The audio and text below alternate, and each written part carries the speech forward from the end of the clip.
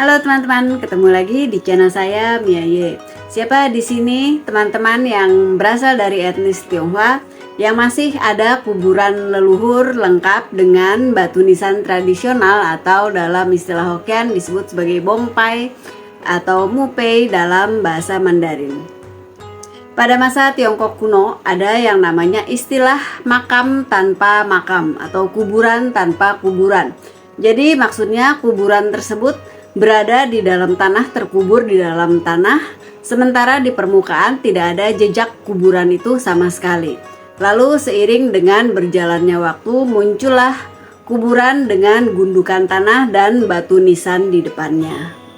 Bongpai atau batu nisan ini biasanya berisi tulisan yang terdiri dari jelas nama orang yang meninggal tersebut, tanggal lahir, tanggal kematian, lalu tempat asalnya, berikut juga dengan prestasi atau kebaikan apa yang pernah dilakukan oleh almarhum semasa hidupnya, lalu siapa yang membantu mendirikan batu nisan tersebut dan apa hubungannya dengan almarhum, dan berbagai tulisan berisi informasi penting lainnya tentang orang yang meninggal itu. Pada mulanya rakyat menguburkan jenazah sanak keluarga mereka dengan memasang tiang kayu dan tiang bambu, lalu mengikatnya dengan di atas tiang itu mengikat kertas atau sutra dan sebagainya untuk kemudian di sana dituliskan dengan nama orang yang meninggal tersebut berikut dengan tanggal lahir dan tanggal kematian mereka. Namun rupanya cara itu gampang rusak. Kalau pakai tiang pancang dari kayu atau bambu itu kan kena angin besar sedikit aja itu bisa roboh kan. Akhirnya dicarilah cara yang lain. Lalu dari situ muncul berbagai cara-cara dan ini menyesuaikan dengan status sosial dan kemampuan ekonomi dari sanak keluarga orang yang meninggal tersebut. Orang kaya menggunakan tiang batu untuk sebagai pengganti tiang kayu atau bambu tadi. Lalu batu tersebut dibuat persegi atau persegi panjang dan di dalamnya dituliskan berbagai informasi tentang almarhum. Itu termasuk juga selain nama, tanggal lahir, tanggal kematian, itu ditulis juga pangkat apa dan sebagainya. Karena orang kaya kan jadi uangnya berlebih, jadi kemudian mereka membangun batu nisan ini sesuai dengan arsitektur rumah. Mereka membangun bagian penutup dari batu nisan tersebut dan mengembangkannya dengan berbagai desain arsitektur yang bagus gitu. Sementara kalau orang dari kelas menengah itu biasanya membangun kuburan berukuran sedang. Sementara kalau orang miskin cukup dengan menancapkan batu nisan yang kecil atau batu nisan yang terbuat dari batu bata atau dari keramik, pokoknya yang murah gitu. Orang yang kalau benar-benar nggak punya uang juga itu cukup menancapkan sebatang pohon seperti misalnya ya cemara gitu di kuburan sanak keluarga mereka sebagai penanda bahwa di situ terkubur jasad dari keluarga mereka. Itu doang, jadi nggak pakai batu nisan lah atau batu-batu lainnya, itu cukup dengan pohon itu aja. Nah, dalam membangun kuburan atau batu nisan ini, orang-orang atau rakyat itu juga tetap menggunakan perhitungan feng shui. Lambat laun arsitektur batu nisan ini berkembang seiring dengan perubahan zaman.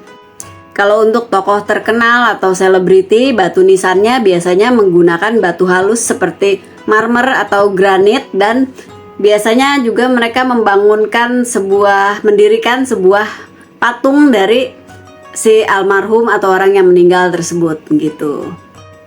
Jadi dari batu nisan tersebut generasi penerusnya itu dapat mengetahui apakah orang yang meninggal itu leluhur mereka itu dikuburkan sendirian atau berdua dengan istrinya, atau dia punya selirkah, atau dia punya anak dan sebagainya. Hal ini sejalan dengan prinsip atau tradisi rakyat Tiongkok yang memang sangat menghargai leluhur mereka. dan mereka mewariskan semua ini, menurunkannya kepada generasi penerusnya supaya generasi penerus itu tetap mengetahui akar sejarah kehidupan mereka sendiri, dari mana mereka berasal dan sebagainya. Jadi dapat dikatakan bahwa fungsi batu nisan ini sebenarnya untuk memberikan informasi kepada generasi penerusnya tentang siapa leluhur mereka. Dan ini dari pengalaman saya pernah bikin buku tentang silsilah satu keluarga besar dari orang Tionghoa yang ada di Indonesia, dan mereka kebetulan udah jauh sekali dari akar akar leluhur mereka gitu. Cuman seiring dengan berjalannya waktu, mereka mulai mencari kembali, menggali kembali siapa sih leluhur mereka, dari mana mereka berasal dan sebagainya gitu. Dan di situ mereka menyadari, mereka bilang sama saya kalau mereka menyadari pentingnya akan kuburan leluhur itu. Jadi mereka dari situ bisa menggali, mereka bisa tahu, oh ini asalnya dari daerah sini di provinsi Tiongkok Selatan dan sebagainya gitu. Dan dari situ saya juga belajar sih bahwa ternyata oh iya ya, fungsinya bongpai itu memang untuk memberitahu kepada generasi penerus tentang informasi siapa sih leluhur kita sebenarnya gitu. Selama ini kan saya kayaknya ngelihat bongpai ya udah biasa aja, ini kuburan misalnya kakek nenek saya, terus setiap cengbeng dibersihin, apalah sebagainya kayak gitu. Tapi nggak menyadari betapa pentingnya sebuah bongpai bagi generasi penerus gitu. Tapi mungkin memang biasanya gitu ya, orang yang masih istilahnya masih menjalankan atau masih dekat dengan tradisinya biasanya tidak begitu menyadari hal-hal tersebut. Berbeda dengan mereka yang sudah kehilangan akar kehidupan mereka, tapi kemudian mereka kembali untuk mencari, mereka lebih merasakan, oh ini tuh sesuatu yang sangat penting, sangat berguna bagi saya dan keturunan saya berikutnya. Kayak gitu sih, kalau teman-teman kayak gitu nggak? Nah, dari cerita singkat tersebut, kira menurut teman-teman sama nggak fungsi bongpai di Tiongkok dengan bongpai orang Tionghoa di Indonesia? Ini tentunya selain untuk menguburkan jenazah ya, kalau itu mah fungsinya semua di mana-mana sama gitu.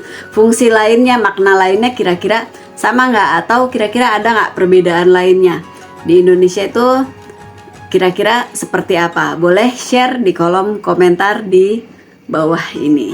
Kalau begitu, sekian dulu video singkat hari ini. Sampai ketemu lagi di video berikutnya. Terima kasih buat teman-teman yang sudah menyaksikan dan setia dengan channel ini. Salam.